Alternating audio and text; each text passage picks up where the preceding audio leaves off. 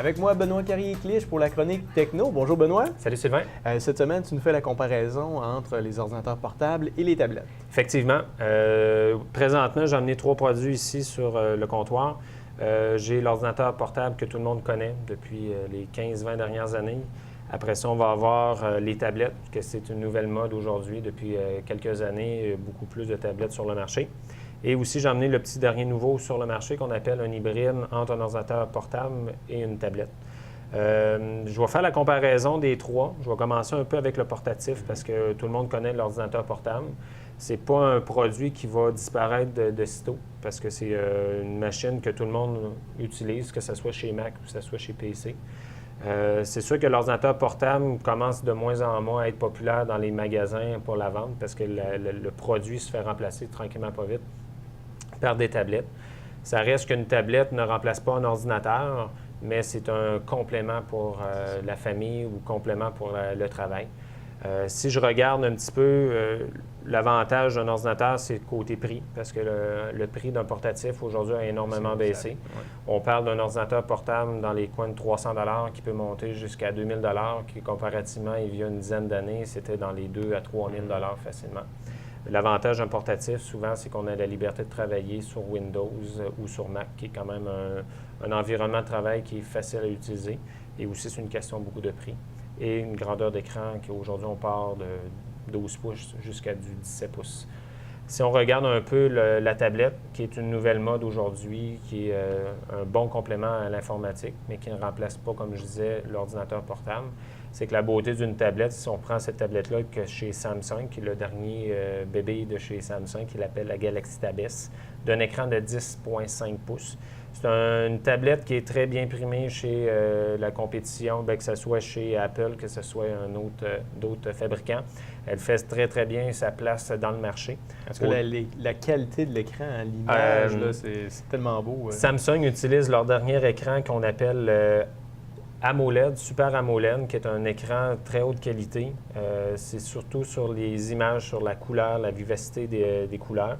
C'est sûr que cette tablette-là de chez Samsung va gagner énormément de prix, quant à moi, cette année, parce que c'est la nouveauté de la Galaxy Tab Pro qu'on appelle, qui était une des mieux cotées sur la revue Protégez-vous. Fait que cette année, d'après moi, pour les fêtes, ça va être un excellent produit. L'avantage avec les tablettes, souvent, c'est que ça va être la facilité de transport, la facilité d'installer des applications. Souvent, les gens qui ne connaissent pas l'informatique, sont néophytes là-dedans, vont se diriger beaucoup plus vers les tablettes parce que c'est plus facile d'opération, c'est facile d'enseigner aussi comment utiliser une tablette, puis c'est inné un petit peu aussi chez une personne, le côté tactile avec le doigt.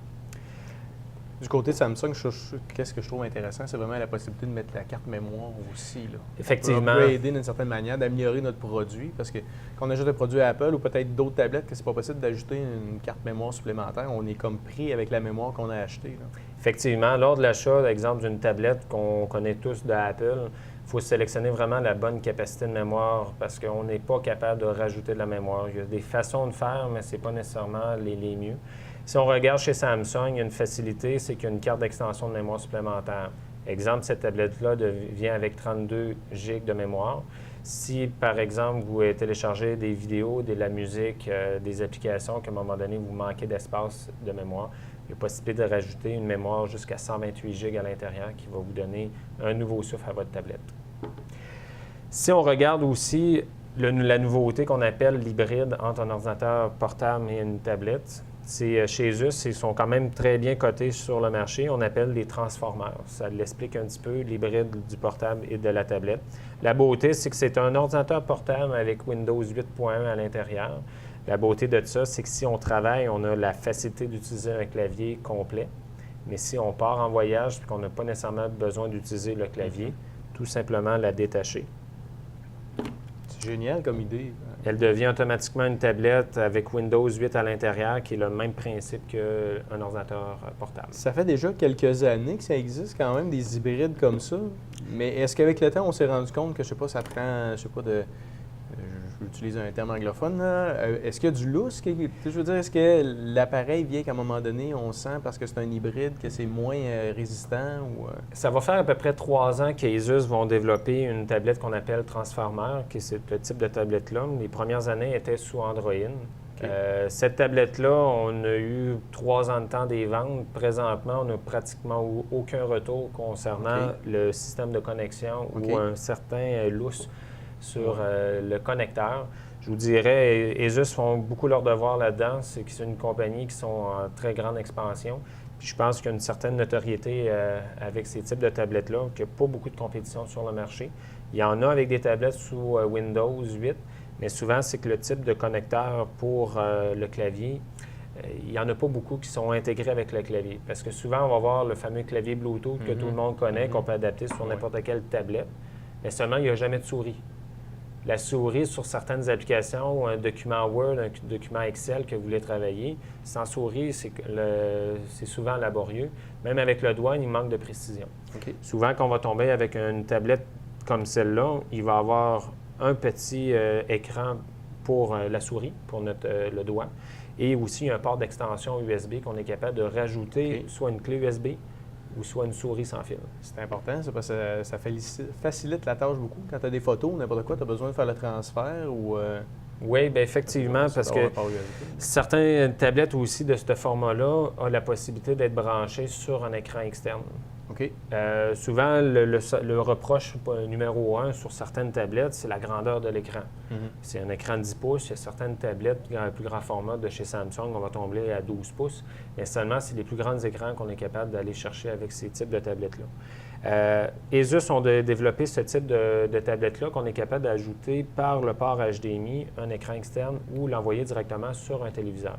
La beauté de ça, c'est qu'on est capable de prendre notre tablette, aller en voyage, prendre des photos, retournant à la maison, on est capable de revoir toutes nos photos au lieu d'un 10 pouces, de mettre ça sur un écran 40, 50, 60 pouces. Un diaporama pour nos amis. Exactement, c'est la facilité d'opération.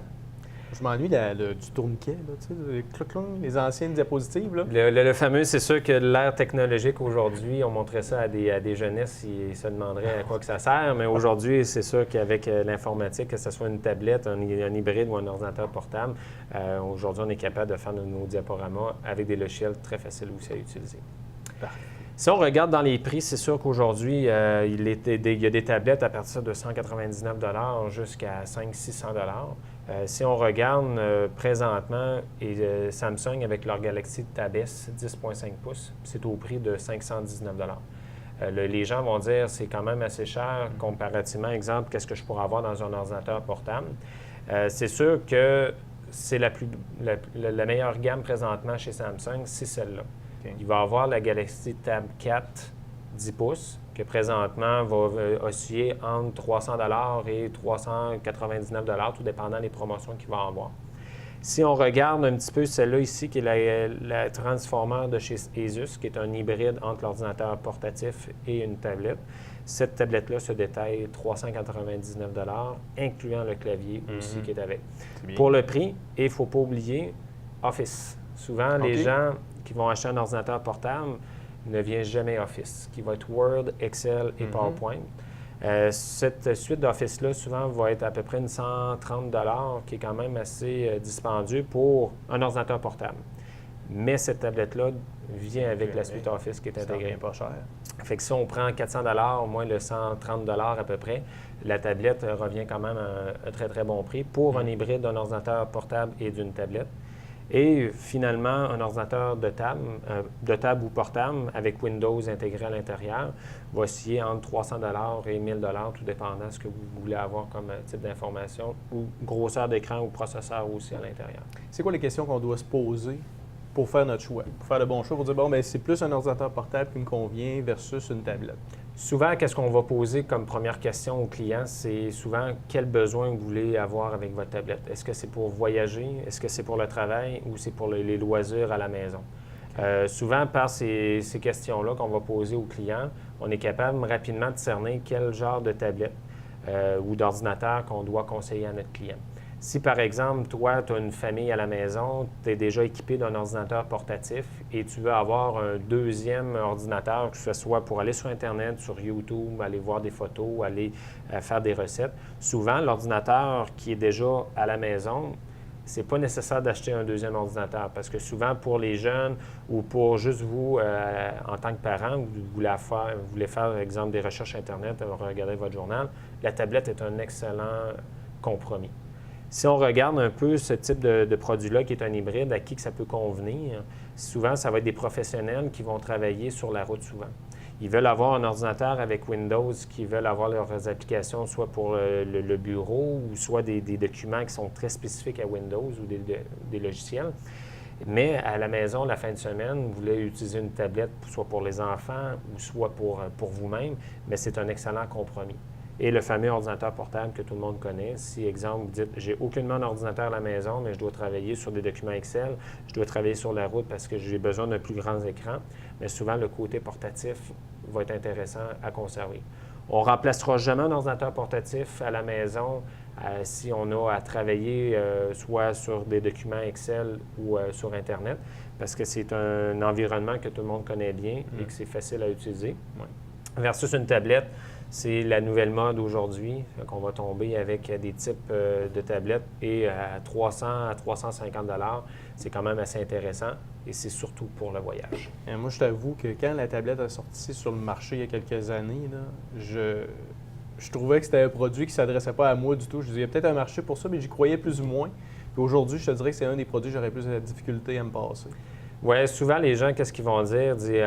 Une nouvelle bébelle qui va rentrer dans la maison, on se crée des besoins. Ce que le monde électronique dit, c'est qu'on éveille des besoins. C'est que souvent, les gens vont dire « j'ai pas besoin de ça, j'ai pas besoin de ça », mais si le beau-frère, l'oncle, la tante va vous prêter ça une fin de semaine de temps, souvent, on va s'adapter très rapidement parce que c'est un outil. Aussi, c'est facile à comprendre, le principe. Les enfants vont cacher ça, ils vont l'apprendre rapidement. Puis c'est toujours prêt à fonctionner, je trouve. Tu laisses ça près de ton divan ou dans la cuisine, dans la salle à coucher, dans la chambre à coucher plutôt. Je te dire la salle de bain, mais peut-être plus risqué dans le bain. Mais dans le fond, c'est toujours prêt à fonctionner. On a une recherche à faire. On est en train de regarder la télévision, puis on cherche un film à écouter ce soir ou on fait une recherche. C'est tout le temps prêt à fonctionner versus le portable. C'est peut-être moi qui l'utilise différemment, peut-être pas de la bonne façon, mais il est tout le temps serré, mon portable. Je le sors juste quand j'en ai besoin. Effectivement. Et quand j'ai besoin pour une petite recherche, je commence à le sortir, puis l'ouvrir, l'allumer. Fait que c'est vraiment la tablette, là. Ça a été développé pour ça, parce que dû par l'autonomie de batterie qui est prolongée versus un ordinateur portable, dû aussi à certaines applications de plus en plus qu'il y a de l'interactivité avec tous les appareils dans la maison, que ce soit un téléviseur, que ce soit aujourd'hui les décodeurs numériques sur le marché, on est capable d'interagir par des applications directement à partir de notre tablette. Les comptes bancaires, vous voulez faire juste un transfert bancaire le matin, juste d'ouvrir l'ordinateur portatif ou l'ordinateur de table qui peut prendre 4-5 minutes des fois à être prêt à opérer. Une tablette, c'est sur le coin du comptoir, on l'allume, on fait notre transaction, on referme, en moins d'une minute, tout est fait. Aussi, lors de voyage, vous allez l'apporter, exemple, dans le sud, mais souvent, c'est beaucoup plus facile à transporter. Vous l'amenez dans votre bagage à main dans l'avion, vous écoutez des films, de la musique, vous regardez des photos, vous prenez des photos.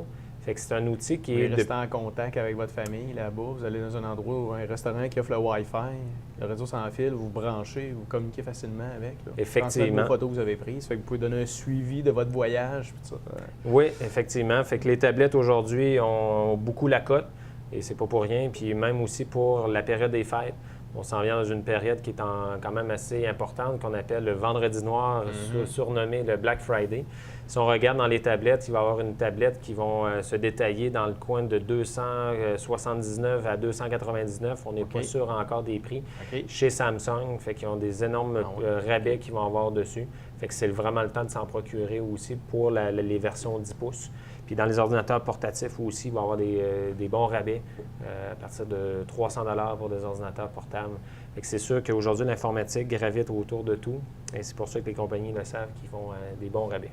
Le Black Friday, justement, est-ce qu'on s'attend à avoir... il y a des spéciaux sur les tablettes, mais est-ce qu'il va y avoir des spéciaux surprises chez Centre Hi-Fi? Oui, c'est sûr qu'on est en discussion avec les fournisseurs, avec Samsung, Panasonic et tous les fabricants aussi sur le marché. On ne peut pas nécessairement en dévoiler énormément parce qu'il faut garder ça un petit peu secret. C'est sûr que les compagnies aussi, des fois, à la dernière minute, vont en offrir un petit peu plus pour la clientèle. Mais surveiller la dernière fin de semaine de novembre, excuse-moi. Ça va être le Black Friday chez Centre Hi-Fi. Parfait. Bien, merci beaucoup, Benoît. Merci beaucoup, Sylvain.